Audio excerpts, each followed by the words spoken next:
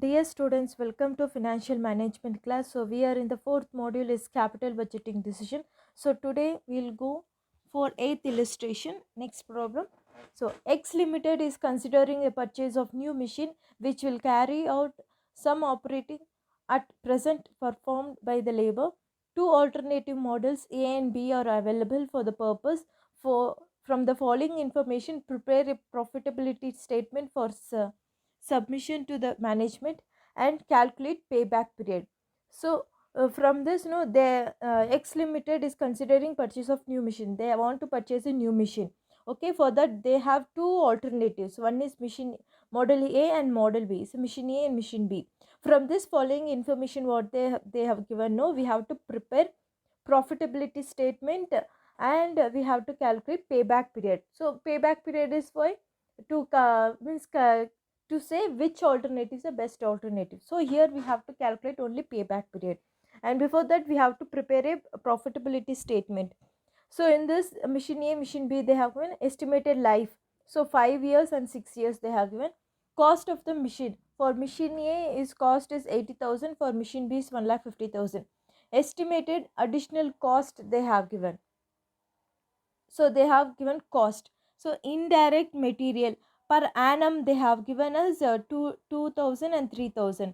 Maintenance is per month they have given, but always we have to calculate for per annum. Okay. For maintenance they have given only per month, no, that 500 for machine A they have given. So for 12 months we have to calculate 500 into 12. So you will get maintenance cost for per annum. So supervision per quarterly they have given. Supervision means is the cost, supervision cost. So per quarterly they have given means 3 months once they have paid 3,000. So for 4 quarters we have no in 1 year. So we have to multiply 3,000 into 4. So estimated savings in scrap. So savings also they have given. Before direct material maintenance and supervision, it is a cost. But next they have given estimated savings in scrap. Means savings means what profit you have saved from that. So per annum they have given 8,000. It's directly we have to take. So estimated savings in direct wages. So you have saved some in direct wages. No, you have saved some profit.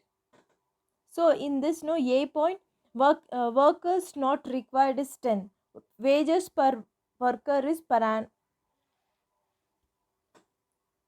So per annum they have given. So number of workers they not required. So they in this company, no, there are many workers, but some 10 workers they don't need. So they have saved some money from that. So what is the wages paid per worker is 7,200 per annum. So for 10 workers if you calculate, no, you will get total savings in the direct wages.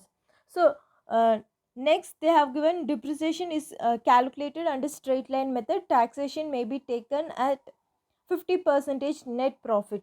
So from this following information, no, savings also they have given and cost also they have given. From this, no, we can calculate net sales. Means we have to calculate net saving, that is called profit before depreciation and tax. So by using that, no, you can calculate cash inflows. No, first we will calculate net savings. So these are the information they have given. A solution for machine A, I will do now. So profitability statement, shows all the means profitability statement means we have to calculate till cash inflows. So particulars amount. So first we will calculate savings. What are the savings we have? Estimated savings per annum we have to calculate. From this table, no, what they have given, estimated savings in scrap they have given. Means per annum they have already given. So savings in scrap I have taken directly 8,000. But estimated savings in direct wages they have. Workers not required is 10, wages per worker is 7,200. So for one worker, no, you are paying 7,200 per annum. So for 10 workers, no, 7,500 into 10 is 72,000. So it is a total saving you have got from the direct wages. So any other information regarding savings, that is remaining all costs they have given. So if you add, total saving is 8,000 plus 72,000 is 80,000. Your total saving is 80,000. So next we'll go for additional cost. What are the costs they have given? First, they have given indirect material, they have given per annum. Directly, they have given as per annum. So, 2000. So, maintenance per month they have given, no? So, 500 into 12, if you multiply, 6,000 is a per annum maintenance cost. So, supervision. So, per quarterly they have given, so 3,000 into 4, if you multiply 4 times, so 12,000 is per annum.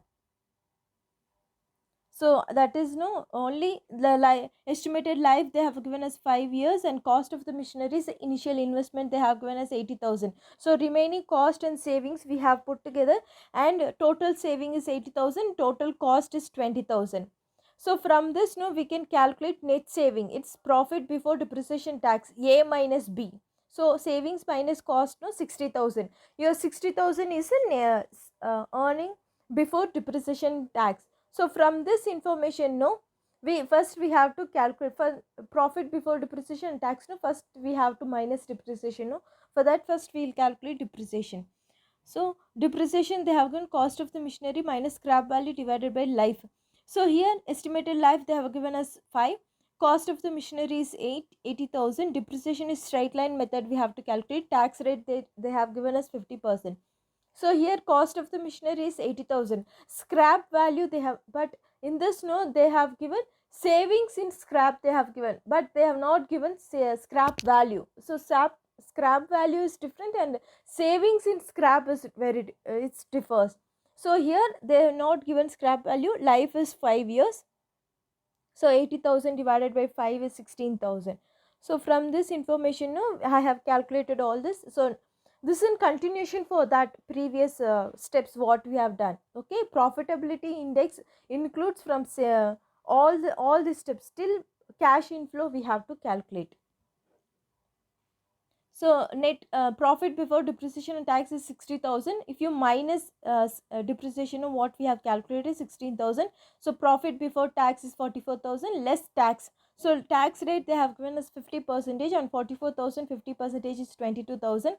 So PAT also is 22,000. Add depreciation, okay, 16,000, and cash inflow per annum is 38,000. This is for, if they given only this, no, per annum is 38,000. So the life of the asset is 5 years. So it is a constant cash inflow. So they have not given any information regarding first year is so much, second year is so much, they have not given. So only one value they have given. We have to assume that it's a constant cash inflow. So every year you are getting 38,000, 38,000, 38,000 for 5 years. It's clear, students? So next we'll calculate payback period. So 5 years it is, and cash inflow what we have calculated is 38,000. So for all it's a constant. So every year for 5 years also we have earning 38,000 per annum. So next we'll calculate cumulative of cash inflows. So at the end of first year, at the end of second year, no, for payback period, till when you'll get that money, what you have invested is 80,000 you have invested, but when you'll get that 80,000, that we are going to calculate. So in the end of first year, no, 80,000, 38,000 you are earning. In the end of second year is 76,000. In the end of third year is 1,14,000. So we need where exactly 80,000 comes. Okay, in the end of second year, no, 76,000 till 76,000. So 2 years, in the end of second year, no, you are not reached to 80,000. So directly I have taken as 2 years plus. So in the third year, no, remaining how much you need means 80,000 minus 76,000 is a 4,000 you need out of 38,000. So 4,000 divided by 38,000. So if you multiply this, no, divide that 2 plus 0.105. So your payback period is 2.105 years. So it's clear, students, how to calculate payback period and profitability statement. Try to solve for machine B also, and compare for machine B also you have to prepare probability statement. Okay, and calculate payback period also, and which is the best alternative by seeing the payback period. No, only you have to calculate only payback period. So which is the earliest, no, that we can select, and we can say that the company which alternative is the best alternative. So it's clear, students, how to solve.